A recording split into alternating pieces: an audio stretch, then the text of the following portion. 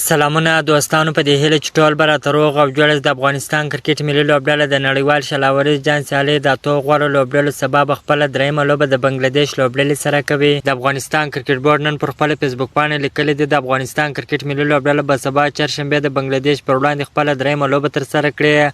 افغان کرکټ بورډ دا هم ویلي دي چې افغان لوبډله ډېره چمتو ده چې بنګلادیش لوبډلې ته ماته ورکړي او سیمي فاینل ته به هم لاره د خیره سره پیدا کړي. همدارنګه د نړیوال شلاورز جام سیالیو په دویم پړاو کې افغانستان، هندوستان، استرالیا، بنګلادیش لوبډلې په یوه ګروپ کې لوبېږي.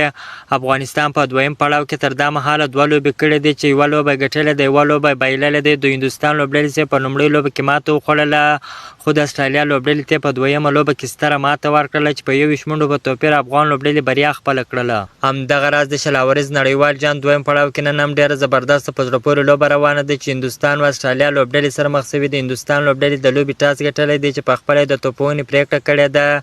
که دغه لوبه هندوستان لوبډله وګټي، سبا لوبه افغانستان وګټي، نو د افغانستان لوبډله به ډایرکټ سیمي فاینل ته ولاړه سي. افغانستان او بنګلادیش کرکټ ملي لوبډلې په 50 ساورز نړیوال جامونو کې بیخي ډېرې سره مخ شوي دي چې اکثره لوبې بنګلادیش کرکټ ملي لوبډلې ګټلې دي، خو په شلاورز نړیوال جامونو کې بیا دونه نه دي سره مخ شوي. که وګورو د افغانستان کرکټ ملي لوبډله په شلاورزو لوبو کې ډېره تکړه او پیاوړې لوبډله ده.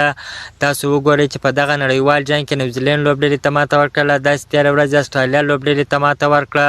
نو انشاءالله افغانستان کولی شي چې بنګلادیش لوبډلې ته ماته ورکړي. خدای دې وکړي چې افغانستان بنګلادیش ته ماته ورکړي، هندوستان استرالیا ته ماته ورکړي، نو د افغانستان کرکټ ملي لوبډله به سیمي فاینل ته لاره پیدا کړي. که تاسو هم غواړئ د کرکټ په اړه باندې تازه او مهمو معلومات څخه ځان خبر کړئ، نو حتما زموږ پیج سره فالو، چینل در سره سبسکرایب کړئ. د نورو تازه معلوماتو لپاره زموږ سره اوسئ. تر بلې ویډیو پورې د الله په امان.